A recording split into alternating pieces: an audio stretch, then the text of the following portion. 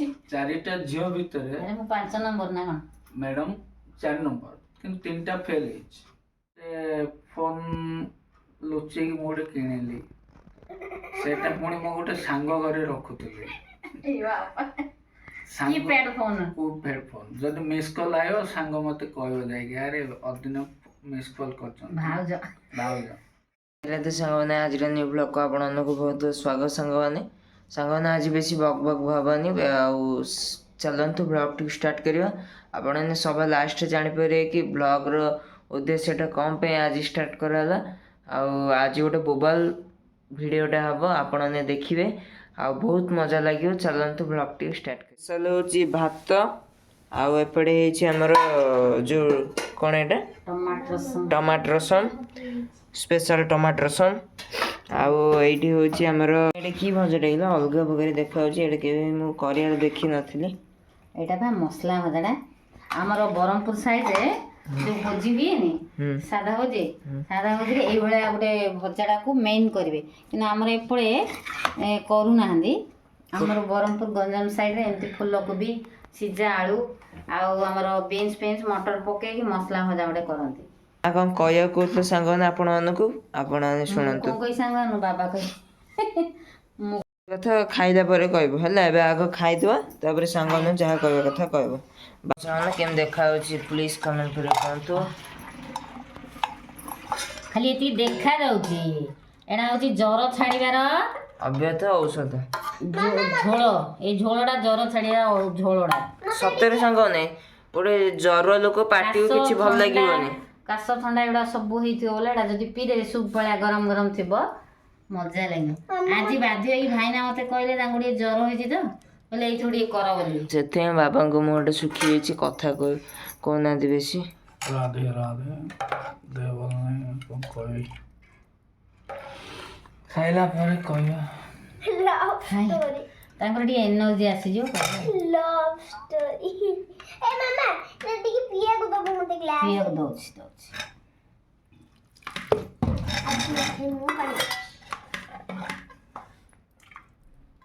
सांग मैंने एबे टेस्ट करी कहबा फास्ट भजाटा कहबा रसनटा केमती कहबा भजारे टिके बीन्स थेले आ आलू चोखाटा नहीं खाई टेस्ट करी कहबा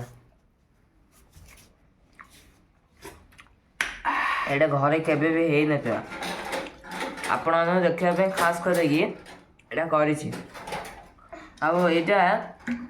सब माने केबे भी तो खाई नी गोटे नुआ पार्टी को गोटे टेस्ट बजला आईटार रेसिपीटा किए भी जान थे मामा जमी जानसी बढ़िया रेसिपीटा नेक्स्ट वीडियो रे छाड़ दवा यदि चाहूँ एबे भी कहीदेवी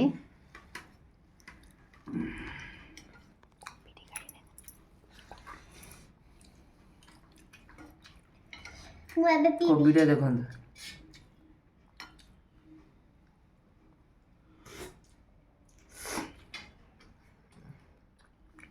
पूरा हाथ चाटिबा को इच्छा सब कौन एमती होउछंदी बुझिले चिंग्स कंपनी टमाटो सूप के पीछे जो पीछे ताले एटा आपण से टाइप रो लागियो सेटा फेल हे जो ना एटा फेल एटा बेस्ट लागियो टमाटो सूप तो सूप पड़े लागियो ताउटो एटा बेटर लागियो बाबा जी गोटे पैंट नुआ पैंट पिंधि छंदी जे केते बढ़िया ये करछि देखरे जिंक एटा मकर संक्रांति रे मिसा आइतला इस पूरा खतरे लाइट इंडिकेटर लागला रे टमाटो सस्ता थिला बेले एटा दिनसटा करिकि खाइबे ना नहीं जे करी की चाखी से किलो 100 टंका थिले भी सेटा छाड़ीबनी से करी बोलियो फास्ट वेट नहीं ए घरे एटा बहुत थर कराई किंतु आज टेस्टा कौ थर भाया ना गोटे अलग प्रकार टेस्ट दौर पार्टी पूरा घोल दौर बाबा को जर हो से खाली टाकुरा फुटे फुटे सब पी सारे टे रोउ न गरम अच्छी तो गला मार दौच कहीं गरम मजा लगे ना मजा लगुच तो गला चमक करेन्ट मार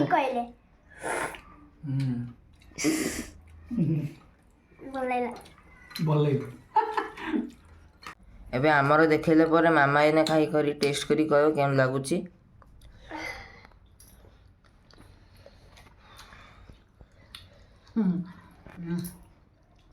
ବଢ଼ିଆ ହେଇଛି। ଆକୁ କେମିତି ବନା ହେଉଛି କହିବି ଆପଣମାନଙ୍କୁ। ବଢ଼ିଆ ଅଛି। ଆଉ ରସମଟା ତ କହିଦେଇଛି, କିନ୍ତୁ ଏ ଭଜାଟା କେମିତି ହେଉଛି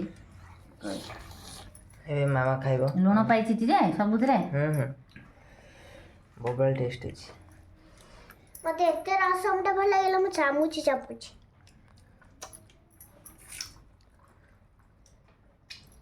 ଦେଖିଆ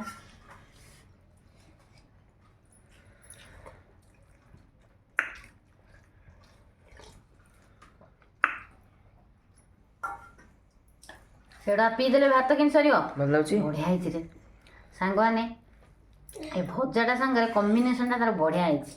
ପୁରା ଜିରା ରାଇସ୍ ଟାଣ ଟାଣ ହେଇଛି ଭାତ ଟିକେ, ଆଉ ଏ ମସଲା ଭଜାଟା ସାଙ୍ଗରେ ଆମର ଏ ଟମାଟୋ ରସମଟା, ଆଉ ଗୋଟେ କିଛି ସାଇଡ଼କୁ ଦରକାର ନାହିଁ, ପୁରା ଭାତ ପଳବ। ସେ ଆଇଁଷ ଥିଲେ ବି ନନଭେଜ୍ ଆଇଟମ୍ ବି ଖାଇବନି, ଏତେ ବଢ଼ିଆ ଲାଗୁଛି। ଲଭ୍ ଷ୍ଟୋରି ଭିଡ଼ିଓକୁ ଆପଣମାନଙ୍କୁ ବହୁତ ବହୁତ ସ୍ୱାଗତ। ଆଉ ସେ ଲଭ୍ ଷ୍ଟୋରିଟା କାରି ଉପରେ ଆଧାରିତ, ଆଉ ସେ ଷ୍ଟୋରିଟା ଭାଇନା ଆପଣଙ୍କୁ କହିବାକୁ ଯାଉଛନ୍ତି।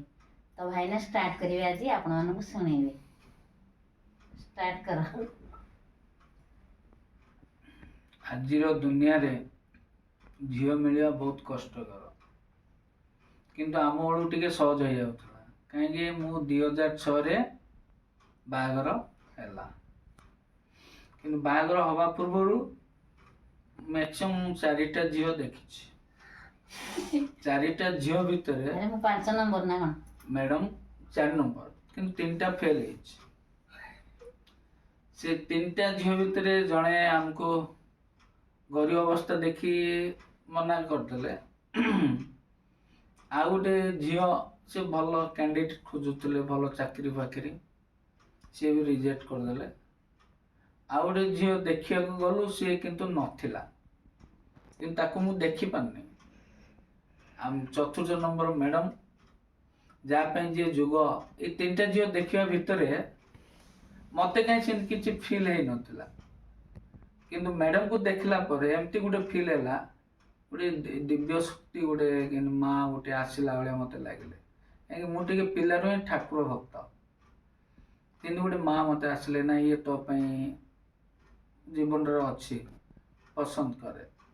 ସେଠୁ ମୁଁ ପସନ୍ଦ କଲି, ଲାଇଫରେ ଏଇ ଅଛି ବୋଲିକି ଗୋଟେ ପସନ୍ଦ ଭଳିଆ ଲାଗିଲା। ସେଠୁ ଆଙ୍କୁ ମୁଁ ଚଏସ୍ କଲି। ତାରି ଭିତରେ ଆମର ନେଗୋସିଏସନ୍ ହେଇକି 6 ମାସ ପେଣ୍ଡିଂ ରହିଲା। ସବୁ ଠିକ୍ ଠାକ୍ ହେଇଯାଇଥିଲା, କିନ୍ତୁ 6 ମାସ ଏମିତି ପେଣ୍ଡିଂ ରହିଲା। ସେ ପେଣ୍ଡିଂ ଭିତରେ ବି ଆମର ନାଇଁ ସେଇଟା ତମେ ଓଲଟା କହିଦେଲ। ନେଗୋସିଏସନ୍ ହେଇନି। ମୁଁ ରହୁଥିଲି ଚେନ୍ନାଇରେ, ଭାଇନା ଆପଣଙ୍କର ସାଙ୍ଗ ରହୁଥିଲେ ଭୁବନେଶ୍ୱରରେ। ମୁଁ ଚେନ୍ନାଇରେ, ଆମର ଘର ସେଠି, ଆମ ଭାଇ ମାନେ ସବୁ ଥିଲେ, ଆମର ସେଠି ବିଜନେସ୍ ଚାଲିଥିଲା। ମ୍ୟାରେଜ୍ ପୂର୍ବରୁ ମୁଁ ସେଇଠି ଥିଲି। ତ ଯେତେବେଳେ ମୋର ପାଇଁ ମଧ୍ୟ ପ୍ରସ୍ତାବ ଚାଲିଲା, ଆଙ୍କ ପାଇଁ ପ୍ରସ୍ତାବ ଚାଲିଲା, ମୁଁ ସେତେବେଳେ ମାମୁଁ ଘରକୁ ଆସିଲି। ମାମୁଁ ଘରୁ ମାନେ ଚେନ୍ନାଇ ଆଙ୍କେ ଯାଇକି ତ ଦେଖିଲାଟା ଅସମ୍ଭବ, ସେଥିପାଇଁ ମୁଁ ମୋ ମାମୁଁ ଘରକୁ ଆସିଥିଲି। ମାମୁଁ ଘରେ ରହିଲି।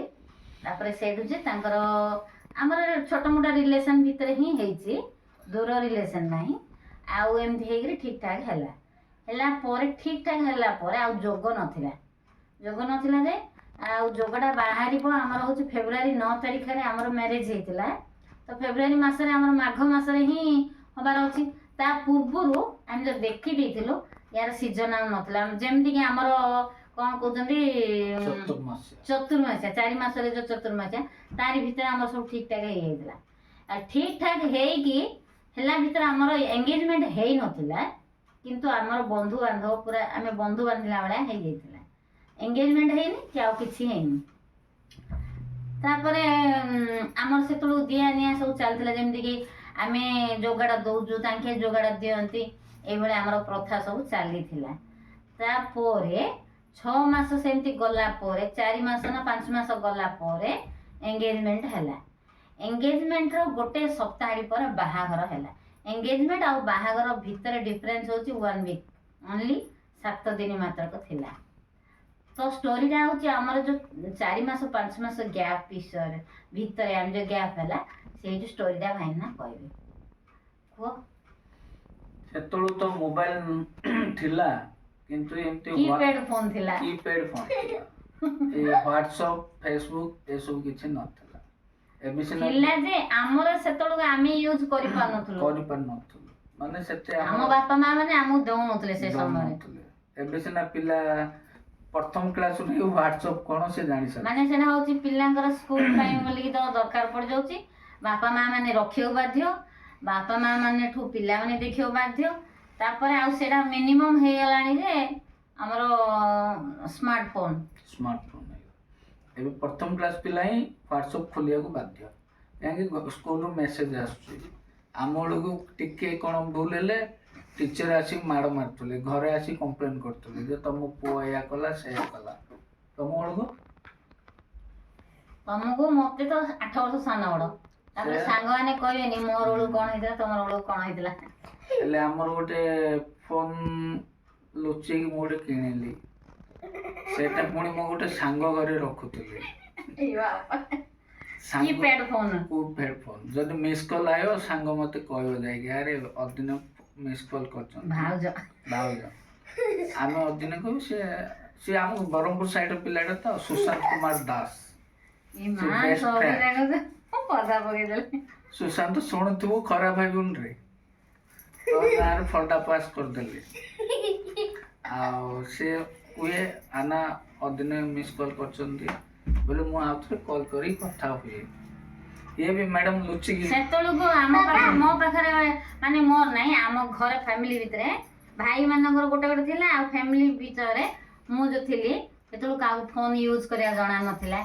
ମୁଁ ମୋ ଛୋଟ ଭାଇ ଆଉ ମା ଏମିତି ସବୁ ଆମେ ଯୋଉ ରହୁଥିଲୁ, ସେମାନେ ମତେ ଖାଲି ଦେଖିବେ ଫୋନର ବ୍ୟବହାରଟା, କାହାର ଆସିଛି କ'ଣ ଅଛି ବୋଲେ ମୁଁ ଦେଖୁଥିଲି। କ'ଣ ଶୁଣ ମାମା ଯଦି ଏଠି ଶୁଣିଲେ ଗାଳି କେତେନି ଆମ କ'ଣ ମୁଁ ବାହା ହେଇଗଲି ନ ହେଲା ପୂର୍ବରୁ ଶୁଣିଲେ ସାଙ୍ଗମାନେ ଇଏ କହୁଛି ଯଦି ତମ ମା ଜାଣିଏ ମାମାର ଶାଶୁ ଜାଣିଏ କ'ଣ ହବ ବୋଲି ସେ ପଚାରୁଛି। ହଉ ହଉ କ'ଣ କୁହ, ତାପରେ ତମେ କହୁନ, ମୁଁ ତ କିଛି ଜାଣିନି। ଏଇନା ଆମେ କଥା ହଉଥିଲୁ ଆଉ ତାପରେ ଏମିତି ଆଉ ସିଏ ବି ଲୁଚି ଲୁଚି କଲ୍ କରୁଥିଲେ। ଏମିତି ଗୋଟେ ଖୁସି ଲାଗୁଥିଲା। 6 ମାସ ଗ୍ୟାପ୍ ପରେ ତାପରେ ତ ଆମର ବାହାଘର ହେଲା ଚାଲିଥିଲା, କିନ୍ତୁ କେତେବେଳେ 6 ମାସ ହେଇଯାଇଛି ଆମେ ଜାଣିପାରୁନଥିଲୁ। କିନ୍ତୁ ତାରି ଭିତରେ ଫୋନରେ କଥାବାର୍ତ୍ତା ହଉଥିଲୁ। ମୁଁ ଗୋଟେ ସୋରୁମରେ ଚାକିରି କରୁଥିଲି, ଛୁଟି ନେଉଥିଲି, କଥା ହେବା ପାଇଁ ଖାଲି ଛୁଟି ନେଉଥିଲି। ପାର୍କ ଯାଉଥିଲି, ସିଏ ଫୋନ୍ ନ କଲେ ମୁଁ ବ୍ୟସ୍ତ ହେଇଯାଉଥିଲି, ମୁଁ ଫୋନ୍ ନ କଲେ ସିଏ ବ୍ୟସ୍ତ ହେଇଯାଉଥିଲେ। ଘରେ ବି ତିଥି ବାର କିଛି ଆମେ ଜାଣିପାରୁନୁ। ମାନେ ଏଇଟା ଆମେ କ'ଣ କି ଆମର ଆପଣମାନେ ଜାଣିଥିବେ ଯେ ଲଭ୍ ମ୍ୟାରେଜ ନାହିଁ, ନା ହଉଛି ଆରେଞ୍ଜ ଟୁ ଲଭ୍। ଆମ ଘରେ ଠିକ୍ ଠାକ୍ ହେଲା, ଠିକ୍ ଠାକ୍ ହେଲା ପରେ ଆମର ଲଭ୍ ହେଲା, ଲଭ୍ ହେଲା ପରେ ମ୍ୟାରେଜ ହେଲା। କିନ୍ତୁ ଏଇଟା ଆରେଞ୍ଜ ଟୁ ଲଭ୍, ଏଇଟା ଲଭ୍ ଟୁ ଆରେଞ୍ଜ ନାହିଁ, ଆରେଞ୍ଜ ଟୁ ଲଭ୍ ହେଇଛି ଆମର। ପୁରା ଲୋକଙ୍କଠୁ ଅଲଟା ହେଇଛି। ତିଥି ଇଏ ଭାଇଲେ ସିନା ବାହାଘରଟା ହବ, ସେମାନେ ଜାଣିକିରି ଦିଟା ଫ୍ୟାମିଲି ରହିଯାଇଛନ୍ତି, ଆମେ ଭିତରେ ଭିତରେ ବ୍ୟସ୍ତ ହେଇଛୁ। ଏତେ ଦିନ ହେଲାଣି କ'ଣ ପାଇଁ ହଉନି, ପୁରା ଛାନିଆ ହେଇକି ରହୁଛୁ ଆଉ ଏମିତି ବ୍ୟସ୍ତ ଇଏ ଭିତରେ ବି। ତଥାପି ଜୀବନଟା ଏତେ ଅପେକ୍ଷା କରିବା ପରେ ଜୀବନଟା ବହୁତ ଏବେ ଆନନ୍ଦରେ ଅଛି, ହସ ଖୁସିରେ ଆମ ଫ୍ୟାମିଲିଟା ଚାଲିଛି। ପ୍ରଭୁ ଜଗନ୍ନାଥ ଏମିତି ସମସ୍ତଙ୍କ ଫ୍ୟାମିଲିକୁ ହସ ଖୁସିରେ ରଖିଥାନ୍ତୁ। ଆମର ତ ଏଇଟା ଆରେଞ୍ଜ ମ୍ୟାରେଜ କହିବାକୁ ଗଲେ ଚଳେ, କିନ୍ତୁ ଆରେଞ୍ଜ ଟୁ ଲଭ୍ ଭଳିଆ ହେଲା। ପିଲାମାନେ ଆଜିକାଲି ଯୋଉ ଲଭ୍ କରିକି ପଳଉଛନ୍ତି ବହୁତ ଅସୁବିଧାର ସମ୍ମୁଖୀନ ହଉଛନ୍ତି। କିନ୍ତୁ ଅଧା ଯୋଉ ଗ୍ୟାପ୍ ରଖିକି ବାହା ହୁଅନ୍ତୁ, ଘରେ ପ୍ରସ୍ତାବ ଠିକ୍ ହେଲା, ବାପା ମା ରାଜି ହେଲେ, ମାନେ ସେ କହିବା ଅର୍ଥ ଏମିତି କି ଦିଟା ଫ୍ୟାମିଲି ମିଶିକି କଥାବାର୍ତ୍ତା ହୁଅନ୍ତୁ। କିଛି ଦିନ ଗ୍ୟାପ୍ ଛାଡ଼ିଲା ପରେ ସିଏ ଆକୁ ଇଏ ତାକୁ, ମାନେ ସେମାନଙ୍କର ନିଜ ଭିତରେ ଅଣ୍ଡରଷ୍ଟାଣ୍ଡିଂଟା ହେଲେ, ମାନେ ଏବେ ଗୋଟେ ଦିନ 2 ଦିନ ଛାଡ଼ ହେଲେ ସିନା ଆମେ ସିନା ଜାଣିପାରିବାନି। 2 ମାସ 4 ମାସ ରଖିଲେ ଇଏ ତାକୁ ଚିହ୍ନିବ, ସିଏ ଆକୁ ଚିହ୍ନିବ, ତାପରେ ବାହାଘରଟା କଲେ ସେଠି ଷ୍ଟ୍ରଙ୍ଗ ହବ। ଆଉ ଯୋଉ ହଠାତ୍ ଭଲ ପାଉଛନ୍ତି ଫ୍ୟାମିଲିରେ କିଏ ନ ମିଶିକି ଭଲ ପାଉଛନ୍ତି ପଳେଇ ଯାଉଛନ୍ତି, ଅସୁବିଧା ହେଉଛି ସେଇଟାକୁ ସେ କହୁଛନ୍ତି। ତ ସାଙ୍ଗମାନେ ଏତିକିରେ ଆମେ ଭିଡ଼ିଓଟି ରହିଲୁ। ଆଉ ଯଦି ଆମର କୌଣସି ଭୁଲ ହେଇଯାଇଛି ତାହେଲେ ଆପଣମାନେ ଆମକୁ କ୍ଷମା କରିବେ। ଜୟ ଜଗନ୍ନାଥ। ଜୟ ଜଗନ୍ନାଥ, ରାଧେ ରାଧେ। ଜୟ ଜଗନ୍ନାଥ, ରାଧେ ରାଧେ।